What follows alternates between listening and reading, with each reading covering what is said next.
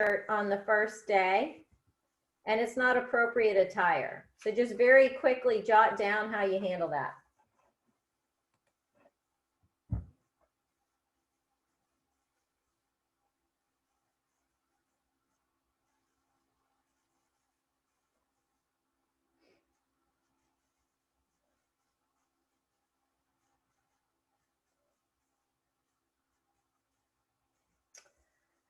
The next one is your employee arrives at work with glassy eyes, bloodshot, or glassy bloodshot eyes, and they seem out of it. You suspect they're stoned.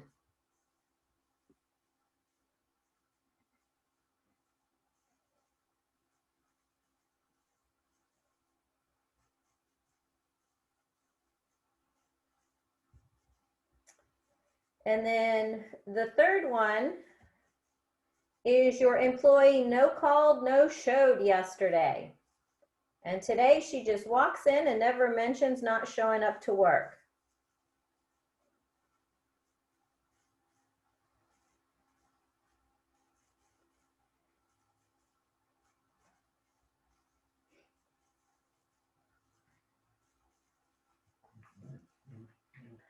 And then the fourth one is you're demonstrating what needs to be done and your employees wearing earbuds.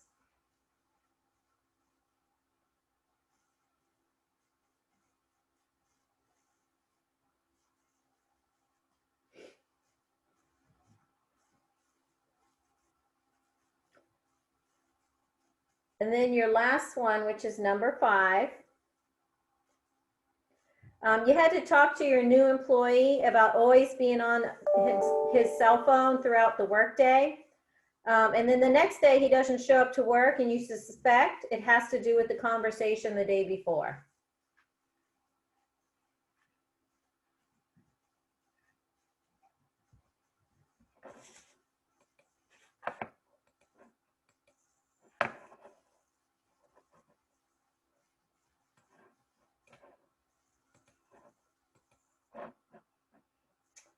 Okay, so just out of curiosity, it can just be a head shake, yes or no. Have you guys had to deal with those scenarios before?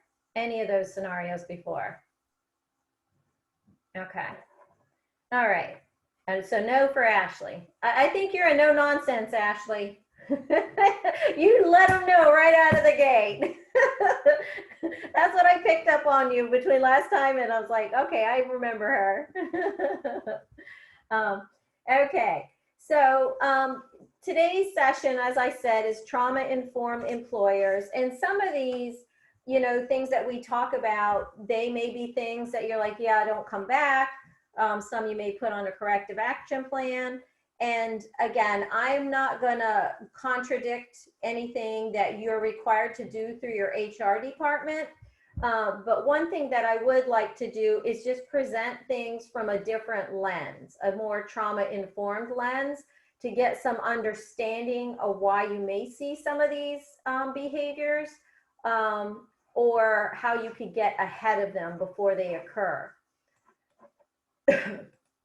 So one thing that I want to kind of introduce this whole concept is by saying that our youth that are in care, or these young adults that used to be in care, they are more than a label. A lot of times our kids, you know, they're labeled foster kid. I can't stand the term foster kid. They are not a foster kid. They are a child who has been in foster care, a young adult who has been in foster care. And as a foster parent, sometimes I had to change that thinking for some of my kids, because that's how they identified themselves. So they'd say, I'm just a foster kid. And I'm like, no, you are a child. You are a child who's been in foster care, and just kind of getting them to rethink all the messages that they receive. And then sometimes, you know, we have kids that display behaviors.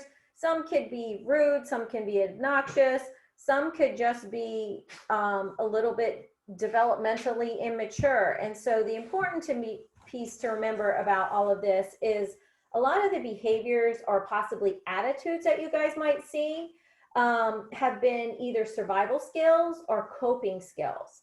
And it may be something that kept them alive or helped them navigate the world. And they may even be unhealthy. So let me just raise your hand if you can't stand lying. It just like infuriates me. And I had to rethink that, because in some instances, lying is what kept some of our kids safe. One of my friends, she adopted her son from foster care when he was 14 years old. And he grew up in a lot of domestic violence, where his stepmother would beat and do terrible things to his mom in front of him. And then he would beat him and his siblings. And so if he failed a test at school or if he broke something, he lied. He lied, because if he told the truth, that could mean a beating. So from a very young age, it became instinct. You just lie. And so at 14, when my friend adopted him, she goes, he would lie about the silliest things. And it took her time to realize what was going on.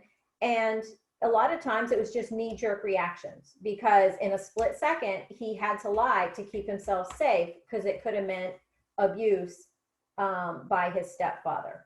So I'd like to tell you guys about a couple special people in my life that this is actually 2 years old. These young, awesome people are 2 years older now. I give fake names to all my kids or anybody that I talk about for confidentiality.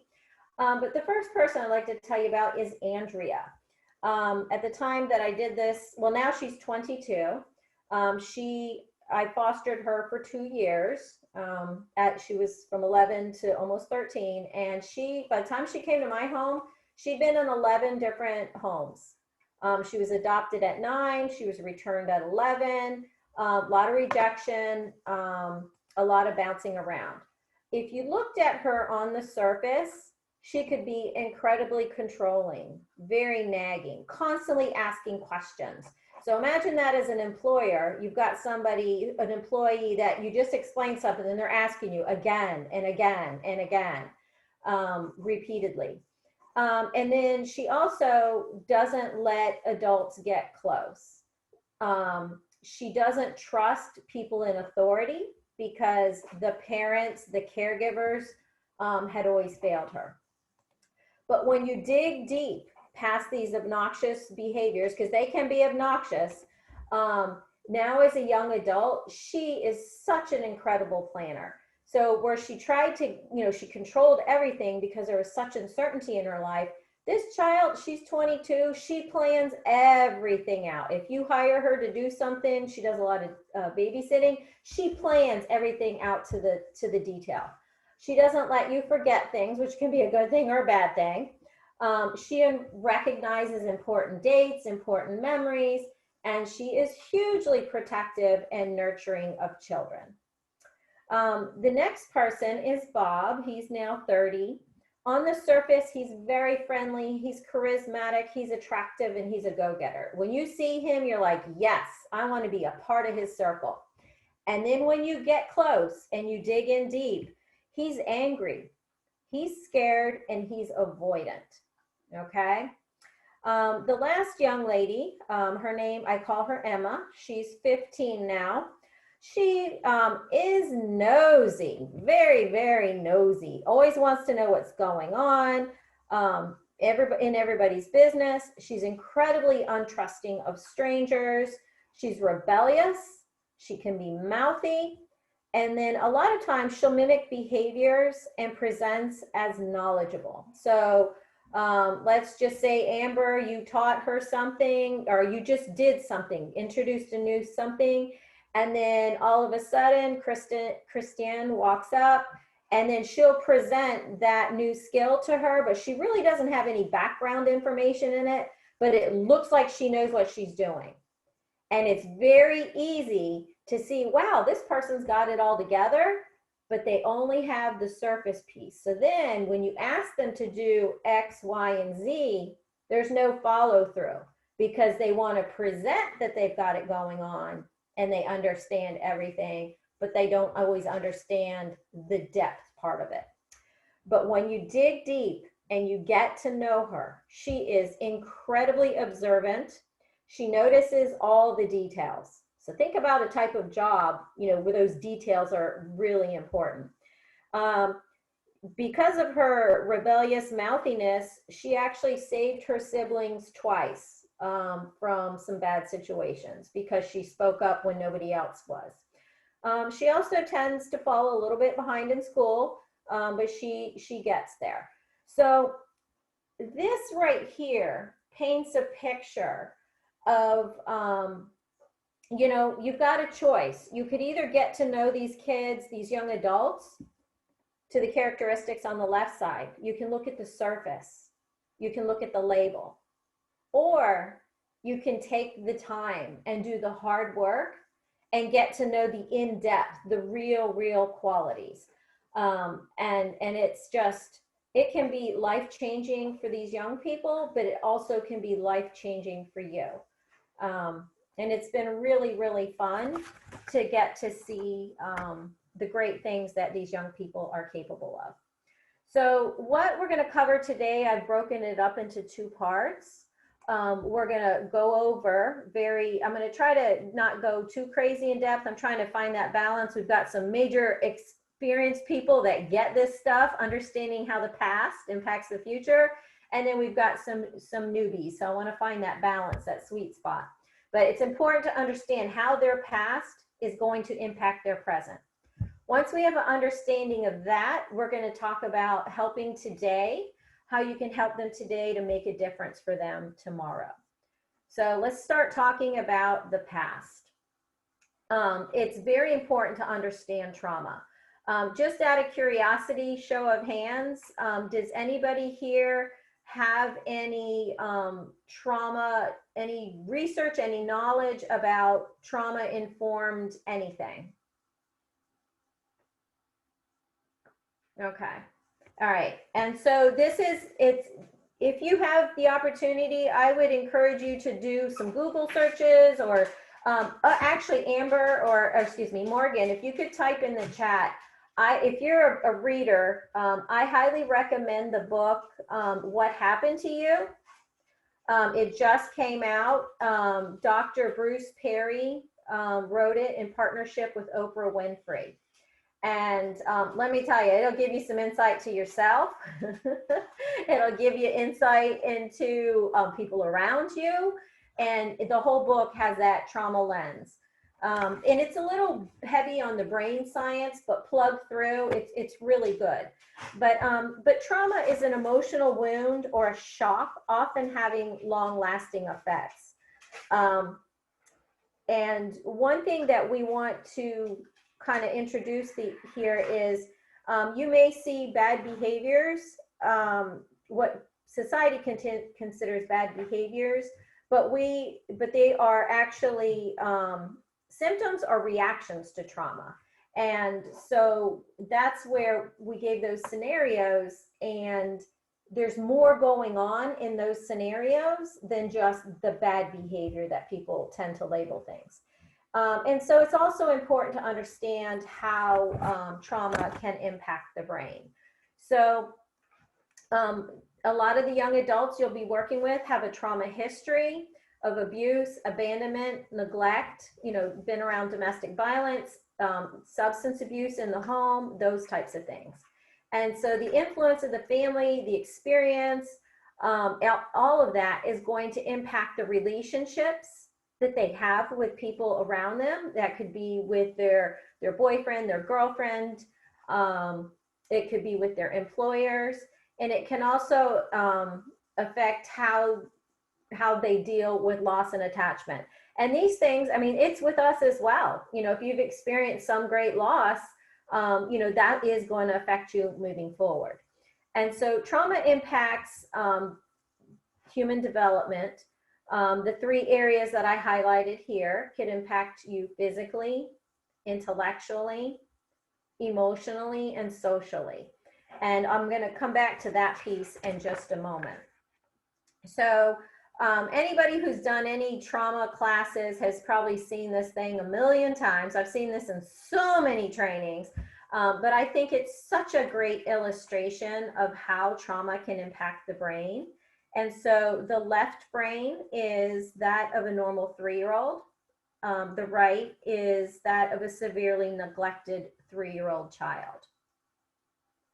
So imagine you guys are employing, is it young adults, Morgan? Or are they, okay. So maybe you employ a 19-year-old who's impacted has had a lot of trauma, has impacted their brain. And so now here you are employing them at 19, 20, 25, whatever.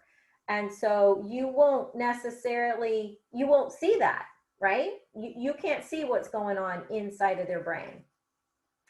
And so one thing that I've seen this in several trainings before, and they always explained it in such a high level brain sciencey way. And so somebody explained this to me in a very simple way. So I hope this resonates with you a lot better than the first 10 times I went through this training.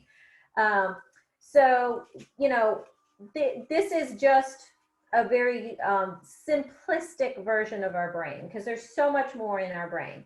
But the pieces that I want to highlight here are the reptilian, the limbic, and the neocortex. So when we are born and we develop, you know, we have the reptilian portion of our brain.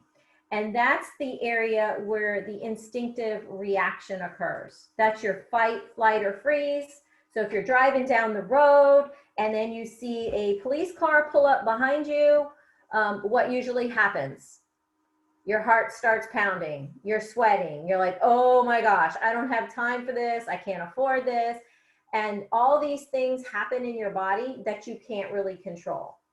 So that is the reptilian, that's your fight, flight, or freeze. And then the next portion is the limbic, and that's where the emotions and the feelings and things like that come into play. And then up here at the top is the neocortex. That's the conscious thought. That is the higher functioning part of the brain, where you are, you know, making multiple steps. Like I have to do 1, 2, 3, 4 to get to step 5. That's where you make right and wrong decisions, make good choices, and all of that kind of stuff. So does that, first of all, that's the simplistic, quick version. Does that make sense of the 3 parts of the brain? The easy way, the lower part, Dr. Perry calls the dumber part of the brain, right? Not thinking, it's just reacting. And then the top part of the brain is the more high level, complex decisions and things like that. Now, this is the important piece that I really need for you guys to remember. If you have somebody who's experienced trauma and they have been triggered, something has happened, okay?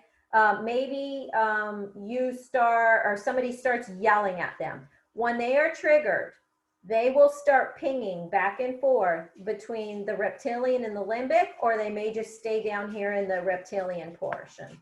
So they're in that fight, flight, or freeze. So when they've been triggered, they do not have the ability to use that higher functioning part of their brain, okay? So something happens with one of your employees, and then they get triggered, and then you're like, what the heck are you thinking? What are you doing? They don't have the ability to think once they've been triggered. They're in that lower part of their brain.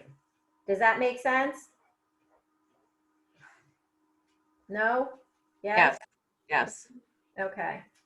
All right. It's very important to remember. And so some other things, some of our kids have had many placements. You know, I shared that Andrea had been in 11 homes. And so there is a link between instability and poor developmental outcomes. And so every move to a new placement can contribute to a loss of 1 developmental and 1 academic year. So for instance, a 19-year-old has moved 5 times.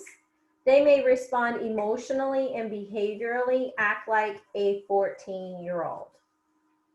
Okay, so you could employ somebody who's 19 years old and may look, you know, like a grown man, but might be emotionally at that 14, 15-year-old. You might see that, you know, their friends are younger and all that type of stuff. So they might be a little stunted in different areas. We call that a splintered development, where they've got different developmental stages. So, just to break it down, chronologically 19, appearance 19, intellectually 14. They could be in school in the 8th or 9th grade level, emotionally 14, socially 13, culturally, ethnic, religious experience is right on point, 19, but their life experience is 30. I've had some of my kids who've seen things that I hadn't seen in my entire life.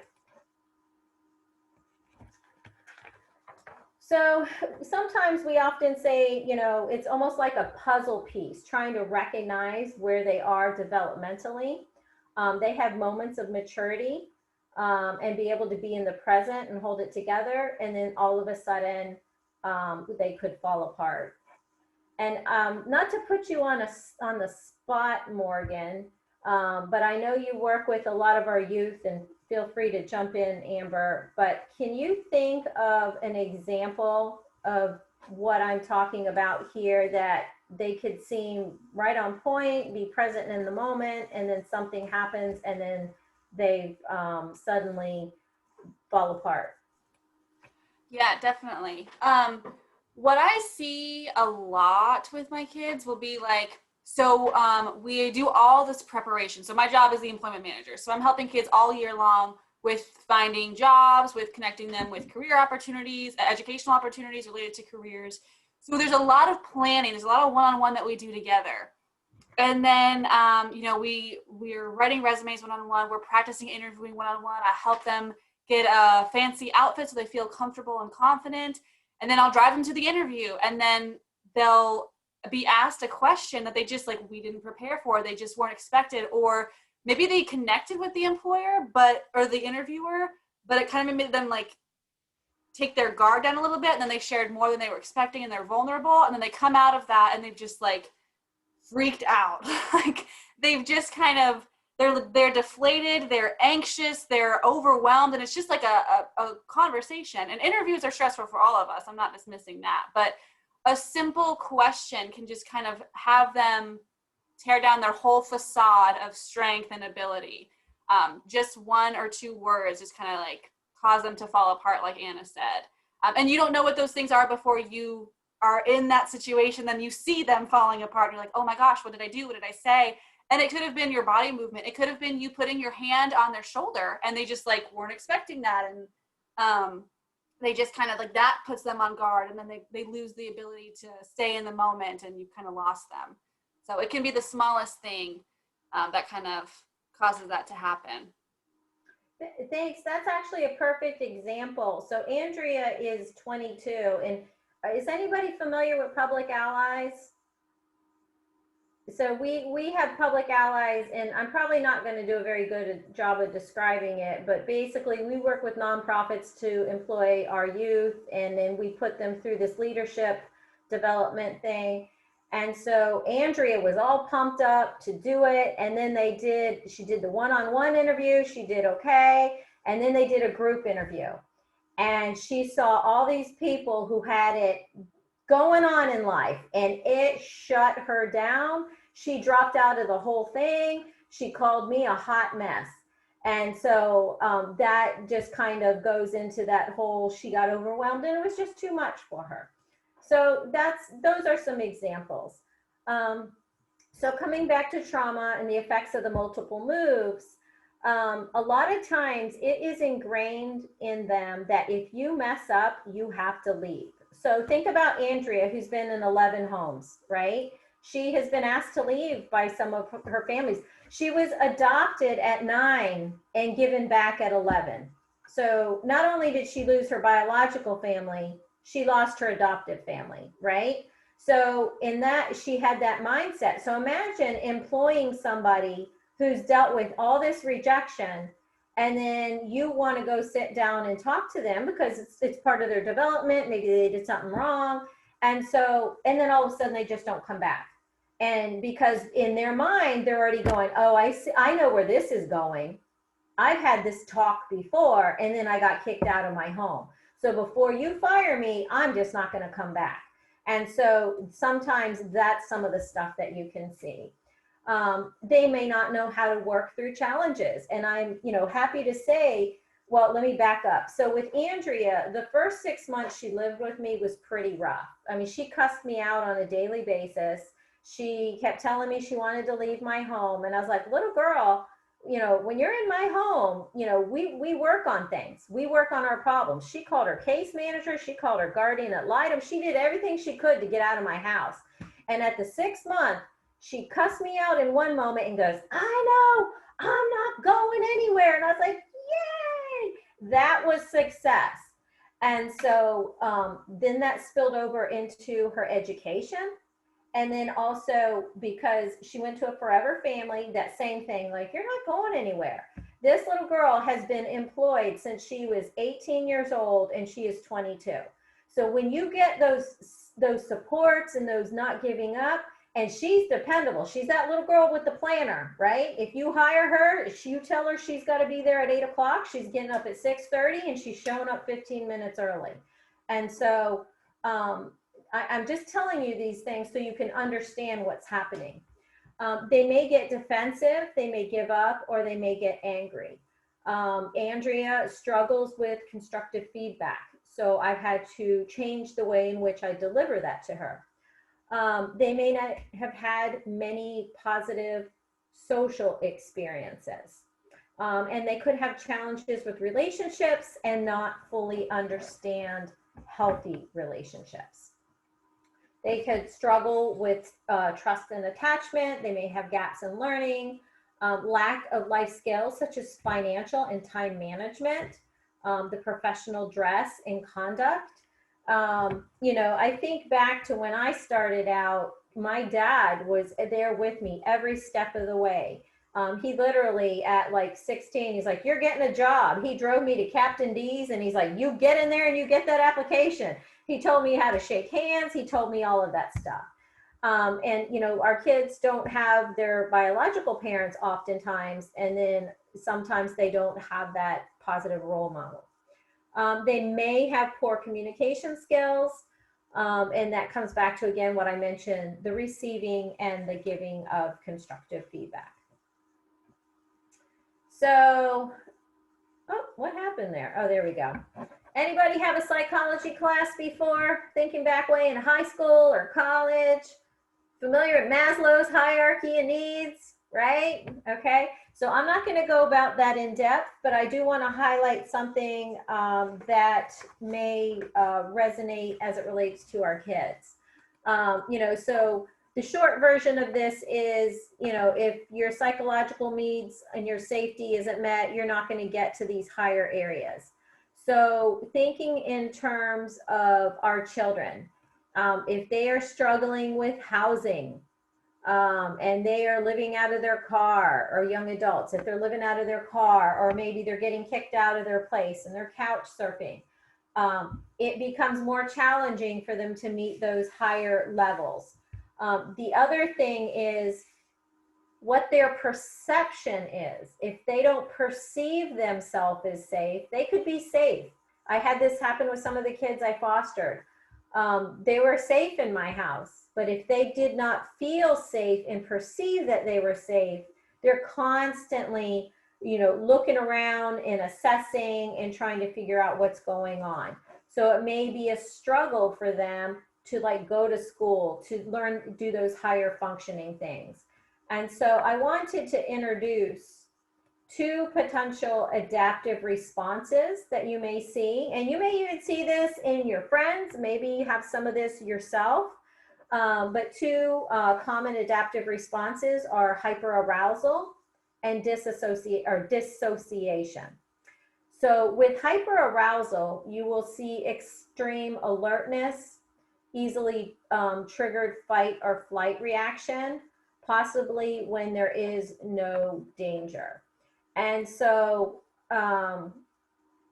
in schools, a lot of times kids with that hyperarousal get labeled with ADHD because they're constantly looking around, right? Assessing the safety. And that's a common diagnosis. But some things that you could potentially see is maybe some defensiveness. You go and have a conversation, you know, hey, I noticed you showed up late. And you're like, oh my gosh, you're always after me. You know, that kind of hyper hyperarousal. They're constantly like, everybody's attacking me, everybody's criticizing me. The other adaptive response is disassociation. And that's disconnecting from the here and now and retreating to a safer inner world that feels safe. So you could see a lot of daydreaming, maybe even detachment, maybe even putting on some earbuds and shutting out the world. But I don't want to misconstrue putting on earbuds to disassociation, okay? Because putting on earbuds and listening to music can also be a healthy coping skill. So I don't want to go too in depth to this because you guys aren't going to be therapists, but I just wanted to give you guys a little bit of insight of what you could potentially see in terms of some reactions, and just kind of like the opposite ends of the spectrum, hyperarousal and then disassociation. So I feel like something is missing there. What happened? Okay, no, we're good. So I want to pause before I go into the next section, and I want to stop and see if what I said made sense, and two, if you have any questions or comments about what I said. Anna, can I just elaborate on something? I think you did a great job making this point, but I just want to hammer it in. I think sometimes with our kids, in my experience, when we provide them with a correction, with a constructive feedback of, hey, you know, you did all right here, but I think there's a couple opportunities to learn. They don't often hear it that way. They have a very difficult time of separating some sort of feedback or like any sort of like, you know, correction from, okay, I did this little piece wrong and I have some room to improve, versus I'm just bad at everything in my life. So if you do see them kind of fly off the rails a little bit or start to shrink, like that dissociation, like they truly do, like you can kind of see them turning into themselves, or you see them puff up their chest and kind of like get that fight or flight kind of thing. Just remember that what you're saying is totally fine, but they're hearing that I'm a failure and I can't do anything right. And I, you know, they just kind of take it in a very extreme way. So, just try to be patient with them. It's the best advice I could possibly give. Yeah, and I'm going to talk a little bit more about that to try to get ahead of it. But before we can talk about what we do with that, I just want to make sure, does it make sense why they would be responding in some of those ways, and where this, you know, some of these things could be coming from? Yes, no, I'm seeing yes from Shalina. Janine, what are you thinking over there?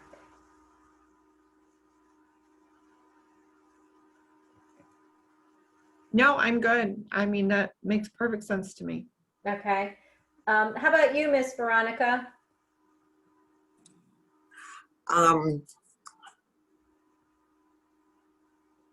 feeling a little overwhelmed myself. And thank you for admitting that, because that's why I wanted to give pause. So I don't want you to think, and I need to preface, I don't want you to think our children they're not bad kids. They're not, you know, it's not like you're in there providing therapy, but a lot of our kids have been through a lot and they are incredibly resilient.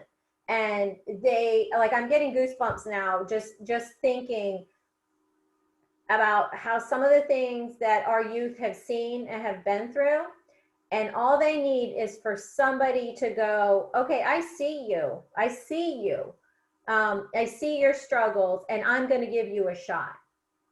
And so, but let me ask you, where's the overwhelmingness coming from? Like, what are you thinking? Honestly, I have an employee that's kind of similar to this, and you know, it's just taken a lot of patience, time, and the end result is good. Mm-hmm. I'm just wondering if in 6 weeks or however many weeks we have, what we can do in that period of time. you would be surprised about what you are doing. And Ashley, I don't know if you're doing double duty, but Ashley with Titan Electric, they have been hiring our youth, and they really built a village. And I know they've made a major difference in a young man's life. But Ashley, I don't know if you wanted to add anything, because I know Mike has done a lot, right? Mike. Yeah. It was kind of difficult and hard to do at first, but then once I got to know him and everything, he kind of started trusting me and helping him with his timesheet and stuff like that. So he did really good. Yeah, and I think because I had met with Mike, he's the owner or CEO of your He's the CEO. CEO. So he's actually one of the reasons why this training all came to be. They had to make a conscious decision as to how many of our youth they would take on board, because it does take a lot, Veronica, like you said. It takes a lot. And so that's why I commend you all for stepping up and doing this. You don't have to. But there's too many people in the world that look at the news and they complain about society. They complain about somebody living on unemployment, somebody being in jail. You guys are giving somebody a shot that they wouldn't have had otherwise.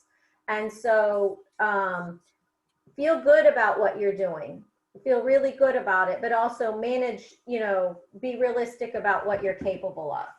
So let me go on, because hopefully I'll give you some added tools in your toolbox as you're working with some of our youth or this employee. And you guys might even have staff that we haven't matched you up with, but they've got a lot of this stuff. It's just you don't know it going in. You're seeing the behaviors and you're like, what is happening here? And now you're starting to get a little more insight into the why. And you'll start looking at your friends, you'll look at, people in the grocery store and go, oh, there's some stuff right there. And hopefully, yes, Shalina, I'm seeing you work in this field, so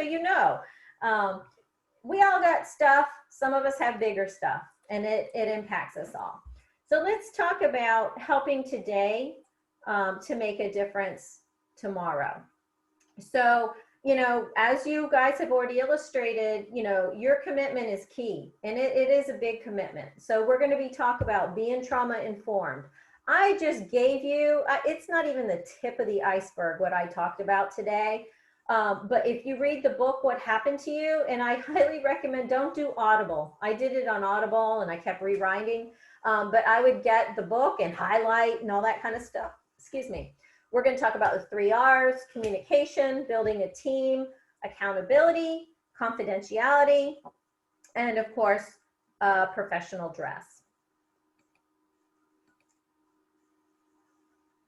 Okay, so Amber says, apart from building relationships with you and your staff, our young adults gain so much from these internships. Absolutely, yes. I was going to add that, to maybe take away, because a bit of the overwhelmness is literally learning to track their time or allotting enough time to get to work. It's all those little tiny things that really do make that lifelong difference. And from 2 years ago, kids that participate in this internship still talk about their experience and the relationship that they built with you all, but also your staff members. So it does have the possibility to change the trajectory of things for them. So yeah, thank you. So as we said, trauma can impact development and the way we make adjustments. So our role as the employer should promote healing and foster hope and resilience. And so, I would encourage you, whoever your intern is going to be reporting to, if they can engage with them in a sensitive and responsive way. And that the heart of trauma-informed care is, it's not what's wrong with you, it's what's happened to you. And you may see something from your staff and you're like, what the heck is wrong with them? And if you can flip that mindset to what has happened to them for them to be responding in this way. it kind of changes your overall personal attitude, because then you start to have a little more compassion. And so I wanted to share a couple of hurtful responses and then give you some helpful responses. So maybe, you know, in the instance of Morgan was saying, you know, you're giving feedback, and then all of a sudden you get this big reaction from your staff. And so instead of going, why are you overreacting? It's, you know, you seem pretty angry. Let's take a break. You know, kind of giving them that moment to kind of calm down type of thing. Or in response to that no call, no show that we talked about, do you even care about your job? You could say something like, instead, when you didn't show up to work, I was worried something happened to you. You would be surprised when you tell somebody that you are worried for them. They're like, what? I've said that so many times to some of my kids and young adults, and like, I'm fine. I do me. I'm okay. I always handle my stuff. And it's like, that's okay, but I was worried about you. And start changing that mindset. Or you could say, you're a valuable team member. When you didn't show up to work yesterday, we were not able to serve all our customers. And coming back to that kind of thing, personally, I would lean on, I was worried about you. And I think that makes it more of a safer, and it kind of takes them off guard. They're like, you're not attacking me, you're not criticizing me, like that type of thing. I want to introduce a couple terms to expand your trauma knowledge. Some of them you may be familiar with, some of them you may have heard of and they've just been overused or used incorrectly. But emotional regulation and dysregulation, they're two opposite terms. But emotional regulation is basically the ability to respond with a range of motions in a way in which is socially tolerable and probably appropriate. So if somebody dies, you know, crying is an appropriate response. Emotionally regulated, being at a, maybe it could be a more calmer state, but also they have that flexibility in kind of moving and flowing. I'm sad and I'm happy, you know, they're more appropriate to what they should be. Dysregulated is an emotional response that is poorly modulated, and it doesn't fall within the conventional accepted range of emotions. They're often seen as overreactions. I'm trying to think of some examples, but I think we talked about the criticism piece. Some of my kids, just hearing the word no could be a big trigger for some of my kids. So a lot of times I would tell them no without using the word no. And so a simple example would be, can I have candy right now? Yes, you can have candy after we eat dinner. You know, that kind of thing, but the no could be a trigger. And so the last term, which I keep using over and over again, a trigger is an overwhelming sensation that causes reliving of some aspect of the abuse or the traumatizing event. So something has happened in the moment that has brought them something that connects them to something in the past. Just my nature of being a foster parent or a caregiver with Andrea was a perceived threat because she had been failed by former caregivers. And so I had to work really hard to change that. So some common triggers are a change in a routine, getting a new boss, change in the way you do something, or what you promised. If you promised that you were going to do this and then you did not do this, that can be a trigger. Another common trigger, criticism, whether it's perceived or real. So again, you can just be doing constructive criticism. You're trying to develop them. And so they could perceive that you are attacking them.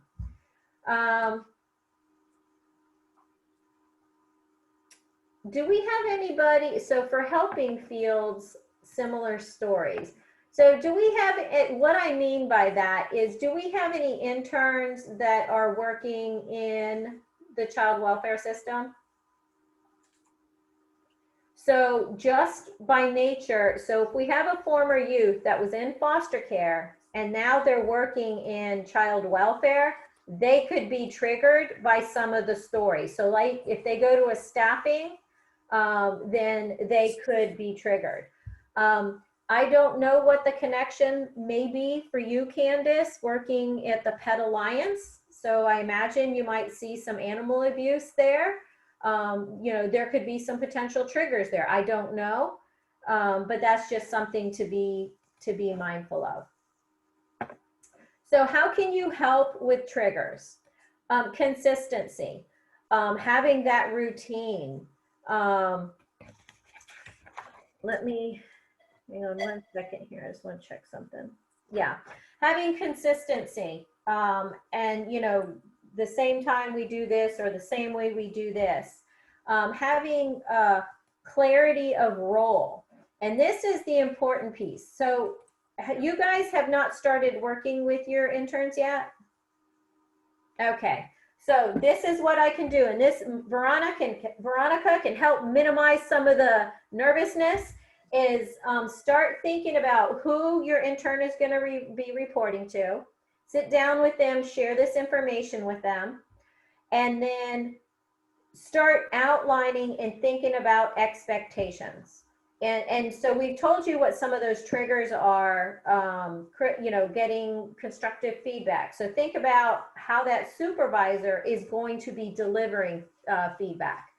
Talk to them up front about the importance of being on time and what happens if they can't be on time, because sometimes our kids have unstable housing and they may have unstable transportation.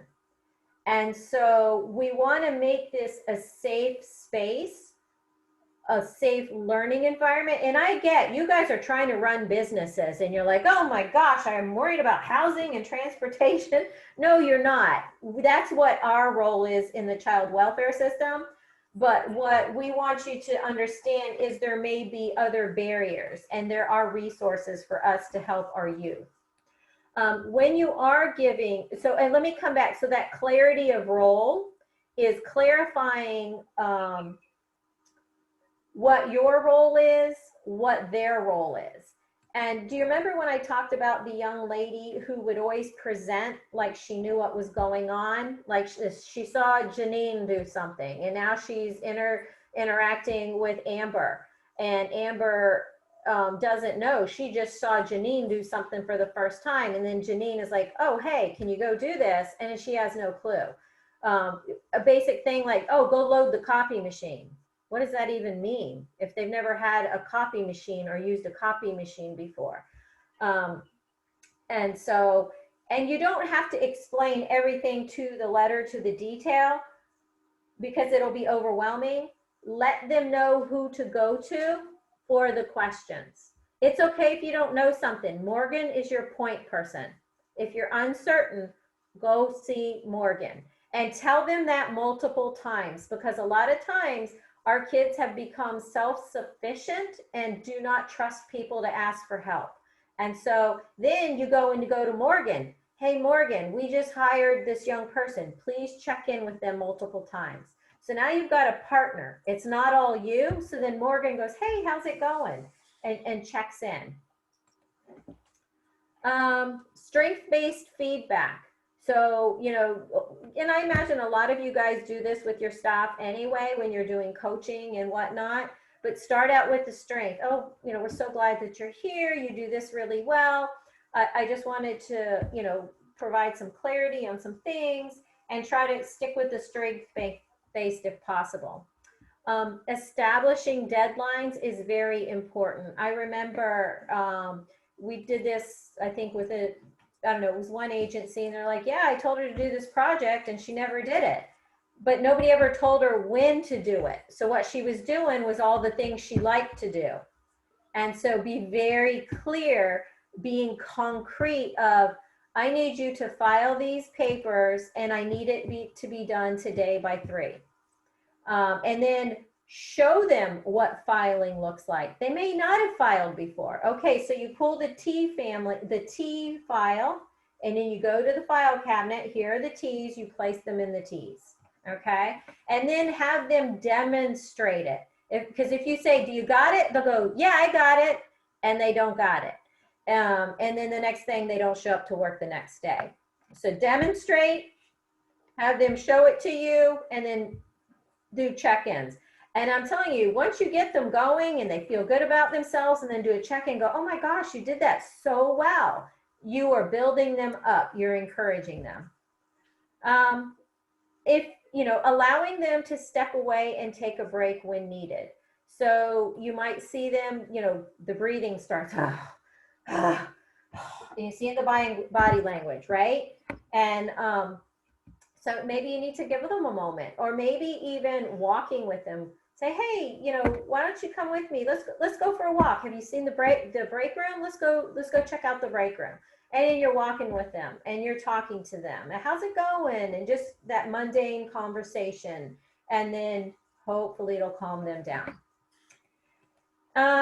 So the last two I want to talk about separately are 3 R's and lots of communication. So this slide looks weird. It's kind of taken out of context. I pulled it out of my training that I do with foster parents, and they get much more extensive brain trauma training. But the concept is regulate, relate, reason. And this is done in order of the hierarchy of the brain. So if you think back to when I had the reptilian, and then the limbic in the middle, and then the neocortex. So let's just say you have somebody that is a little agitated, starting to get a bit triggered. That's not the time to start giving them multi-step instructions or start telling them what they did wrong. What you want to do is regulate them. And so it says child, but I'll be honest, I've used this with a member of leadership one time. I've used this at the beginning of COVID. Well, one of our directors came in and was all worked up, and I was like, oh, I see, she's in fight or flight. She had some health concerns. So I had to regulate her, and I had to bring her down. I couldn't engage with, you're being completely irrational right now, but she was in a very fear-based place. So you want to do things to regulate. And I'm telling you that walking is very regulating, giving them a break, drinking cold water, hey, let's go get a soda from the drink machine, buy them a soda or something like that. And then when they start calming down, then start relating to them and connecting with them. How's it going? I remember when I first started working, I was so nervous. I was so overwhelmed, and start relating to them on that level. And then once they get to that calm, regulated state and you connected with them, then you get to the reasoning. So, hey, when I asked you to file, I apologize, maybe I wasn't clear. It really needs to be done by 3. Can you tell me what's going on? And so then once you've got them calmed down, then you can get to that state of reasoning. Okay. I feel like I'm talking a whole heck of a lot. So I want to give pause and I want to do a check-in, because I would imagine this too feels a bit overwhelming.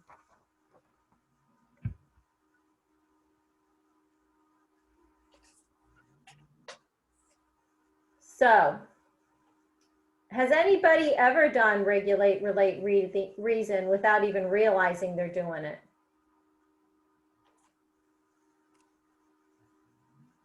I'm seeing you shake your head yes, Veronica. Mhm. Yeah? Yes. Yes. Yeah. Okay. Janine?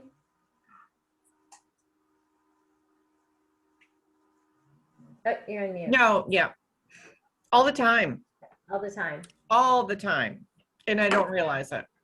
I have people coming in panic mode. I mean, we're in the construction industry and we know how that's going right now. So, Yes. so yeah, without realizing it. Yeah. And so doing that, you may not have been aware, but that you are engaging the different parts of the brain. And so it's important to have a handle on this. And I don't know if anybody's interested, but I can give you these, Morgan, if you want to share with anybody, and you can put these on refrigerators. I have it in my house. Regulate, relate, reason, because there's times where you yourself might need to regulate first before you engage, right? If you're frustrated and all of that. But this is really important concept that people don't always get. And I'm a fixer, I'm a doer, and I'm a type A, right? I'm all about results, I'm all about action. And so I like to fix things. And so what I discovered was you can't always get to the reason and the time frame that you want, right? Sometimes I had to wait a couple hours to get to the reasoning point, but just being aware of that. And I'm happy to hear you guys are doing that. You may even use it with your partner, right? You're like, oh, they're dysregulated, they need some food, there's some hangry going on, and then I'll engage with them later. So jumping over to communication, explaining that your role is to support and help them. And so, yes, you are their boss. Yes, you can fire them. Yes, you tell them what to do, but change the way you word it. You know, I'm here to support you. I'm here to help you. Please let me know if you have any questions, but do lots of check-ins. I know Mike Neswald, who we've been talking about with Titan Electric, he's the CEO of the company, and he made time for this young man. He made lots of time for this young man. And I know there were lots of people involved. It was, you know, I'm sure Ashley had a lot she had to do as it relates to him. I know Mike had told me there were other people, and it was almost like they wrapped a village around this young man. And it doesn't have to be one person doing all the things. So maybe Ashley is the one who's always assisting him with the time sheet.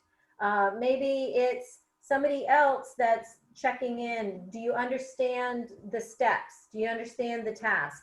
And then there's might be somebody else who does the role of, have you eaten lately? I know you're like, what? I have to worry about their eating? And no, you don't have to check on their food, but just as if you would a nephew or somebody who's starting out. Are you eating properly? Are you getting a good night's sleep? But somebody that's showing that concern. Lots of check-ins, lots of coaching, lots of praise, and lots of encouragement. You will be surprised at how many of our kids have such low self-esteem. Some you will see it and it'll be obvious.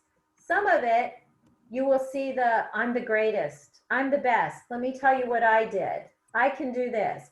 And there's a lot of low self-esteem coming into play there as well. And so that consistent encouragement. Don't assume they know how to do something or what they did wrong. This doesn't have to do with employment, but it does have to do with a teenager. I don't know if he was adult yet, but he was in his teens. We had a young man that had body odor problems. And so someone had to have a conversation with him about it. And they said, you need to wear deodorant, you know, and they talked to him in a nice way. They got him the deodorant. Week later, he still stunk. And they're like, what the heck is happening? He's showering, but you know, and they're like, are you using the deodorant? He's like, yeah. He show me what you did. They opened the deodorant. It still had the clear plastic seal on it. He didn't know to peel off the clear seal. So he's putting the deodorant on with the clear seal. And it might sound silly, but my 11-year-old came to me and did not know how to wash her hair. She always acted like she knew. Half of it would be dry, half of it would be wet. And so don't assume they know how to file. Don't assume they know how to answer the office phone, because they're millennials or whatever they're called these days they could tell you all kinds of stuff on your cell phone, but they don't understand that thing that has a cord to a desk. Do some check-ins. Make it safe to learn. It's kind of cool. I had one young man, I went through heck with him. I'm not telling you all to do this, but I bailed him out of jail. I had him live with me. I met the probation officer. And what made me fall in love with him is he discovered my Harry Potter books. He got one of those big books. Keep in mind, he did not graduate. I think he dropped out of school in 8th grade, and I was able to help him get his GED. And he was so proud of that. He took the Harry Potter book and he Googled every word he didn't understand. And so he'd be reading and then he'd be Googling. And then my daughter's like, oh my gosh, he learned a new word. And he would use it like 10 times in that day when he learned the new word. And so when you can create that safe way, sometimes he'd use it right, sometimes he didn't. This same young man, he was, I'm trying to think when he lived with me, he might have been 23 or something like that, 26. I don't know, it doesn't matter. He wanted to thank me, so he took me and my daughter out to dinner, and he paid for it. And he says, let's just say the bill was $40. He goes, I leave like a $12 tip. And I go, well, let's figure it out. Let's do 20%. He goes, yeah, like $15.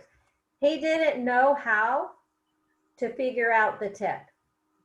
And so I had to sit there and explain to him. And he, again, he had dropped out, so he wasn't, he struggled with math. So I showed him how to figure out the tip on his cell phone. Just take the calculator, 20%, done.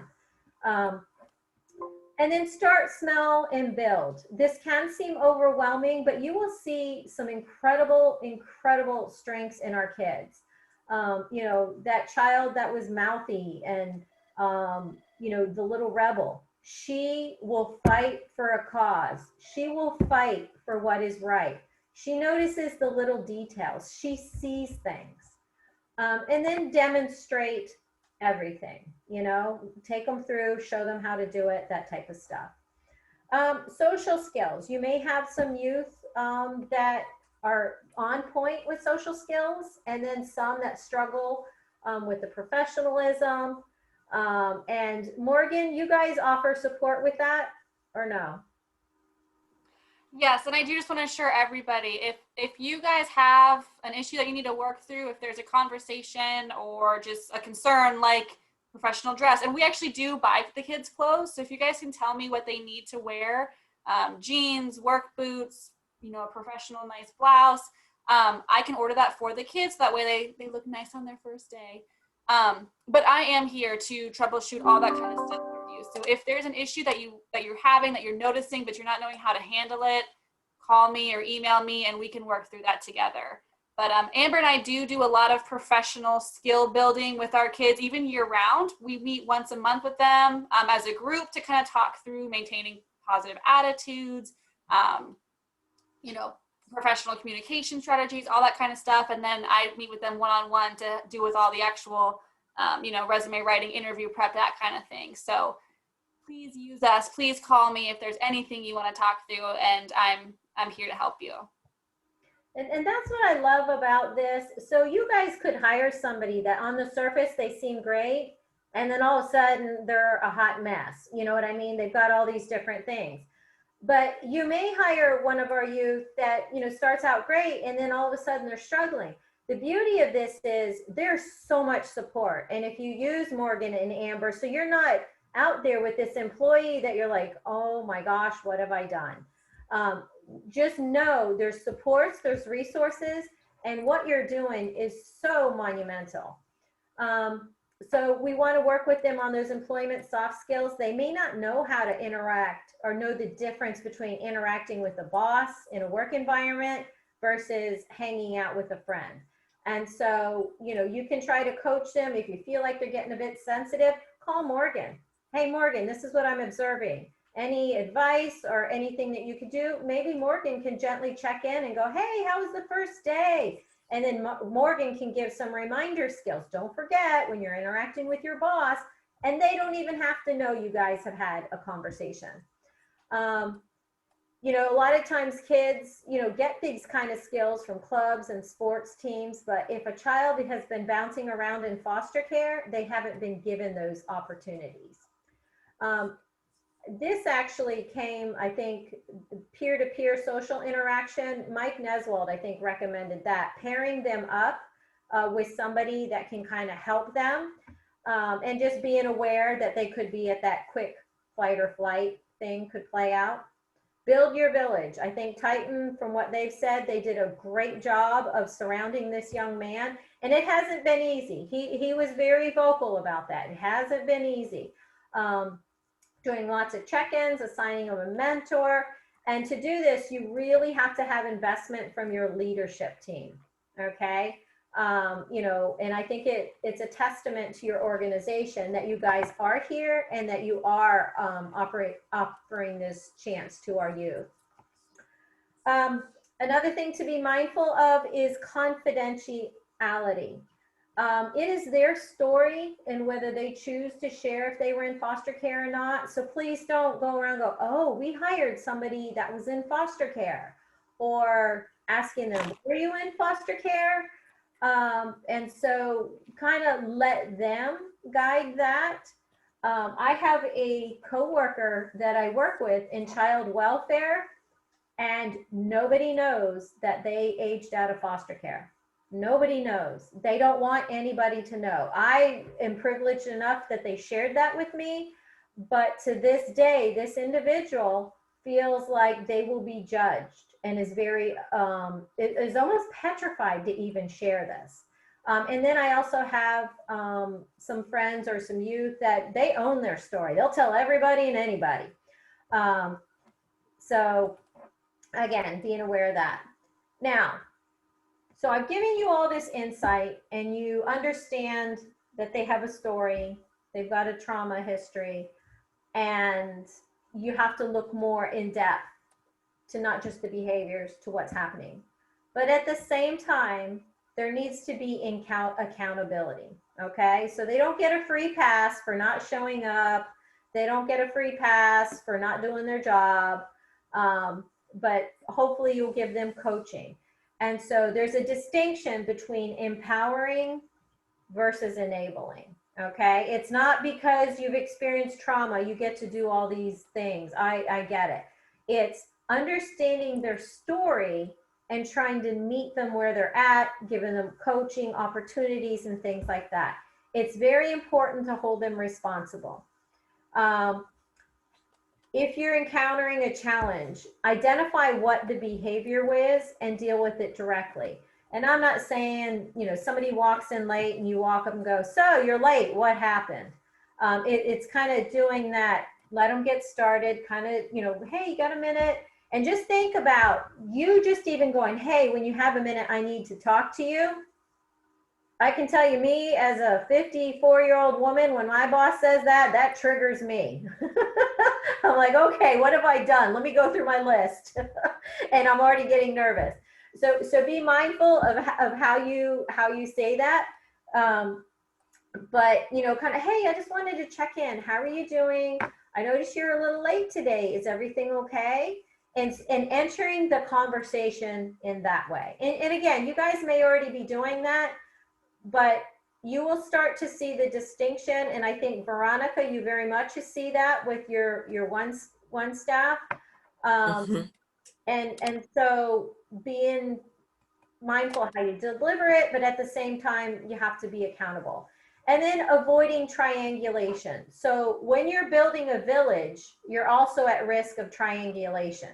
So make sure the team is on the same page, okay? So let's just say Veronica is the supervisor, Janine is going to be the mentor coach that kind of does check-ins, and then Shalina is going to be the person that works alongside and is teaching the skills. And so Veronica comes in and goes, hey, so I'll be your supervisor, always come in and check with me if you need anything, but you can go to Shalina for this, and make sure you kind of, and so if Shalina, she comes in and goes, oh God, Veronica, oh, she's changing my schedule again.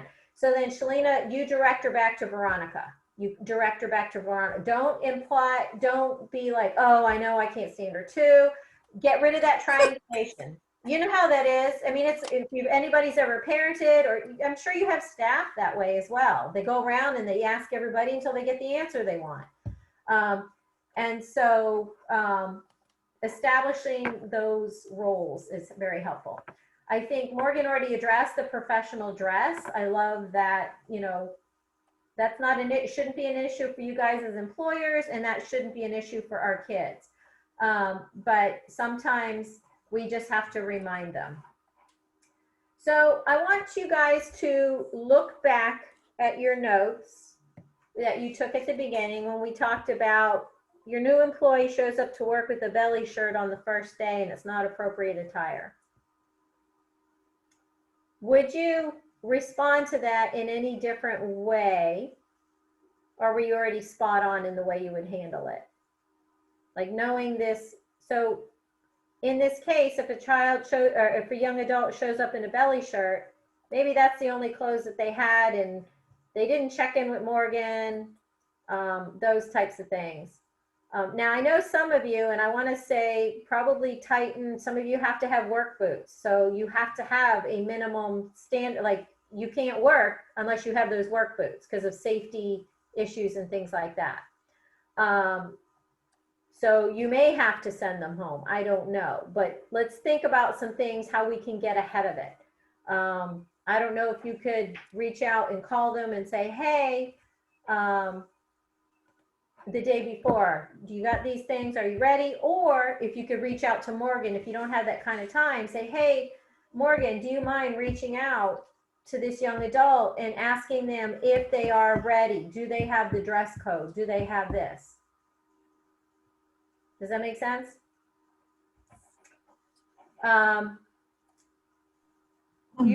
Your employee no called, no showed yesterday. Today she walks in and never mentions not showing up. Would you change the way you handled it from the way you first wrote down the notes? Or were you spot on in the way you handle it? Janine, how about you? You know what, I feel like I was spot on with that. And probably because I've taken the course before, or this training, I may be a little more upfront with somebody that's already an employee and a current employee than somebody that we're going to bring in for the apprenticeship. And I probably would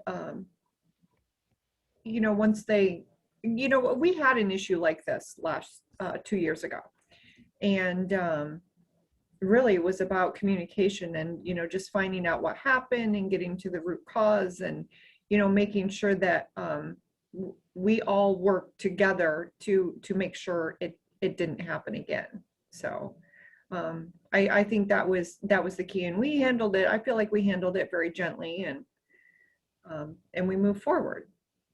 Good. And I think you said a key thing that everybody should be aware of. She said she handled it differently than they would with a current existing employee. And so handling that distinction, and I know you have to be mindful what HR says and all of that kind of stuff. But we are doing an internship with youth that have been in foster care. So just being aware of that and all that. So anyway, I didn't want to kind of belabor it, but any questions, fears, comments?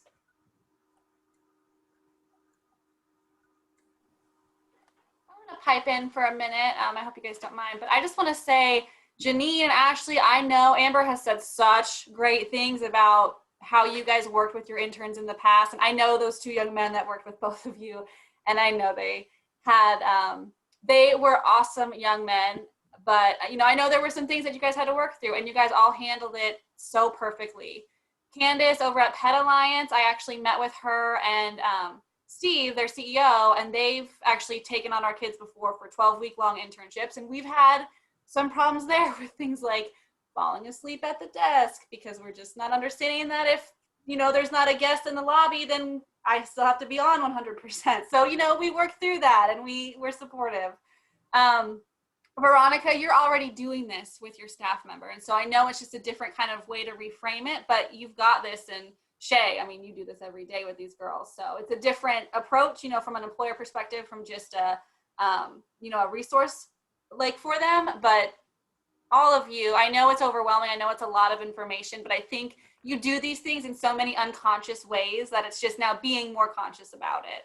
So I'm here to help if there's anything you guys need to talk through. If it just needs to be you and I talking, if you want me to talk with the kids about it, if you're uncomfortable about it, if the three of us need to come together, however we can handle this, I'm here for you guys. So please take me up on that. And I do this training with our public allies, which it to some degree it's similar in that you know we got people that are working with our youth and stuff like that. And Preeta Chabra was having troubles with one of her, or actually the site was having problems with one of their youth, and they reached out to Preeta. And then Preeta actually kind of pulled me in, and she says, "This is what we're seeing." And I'm a total trauma nerd.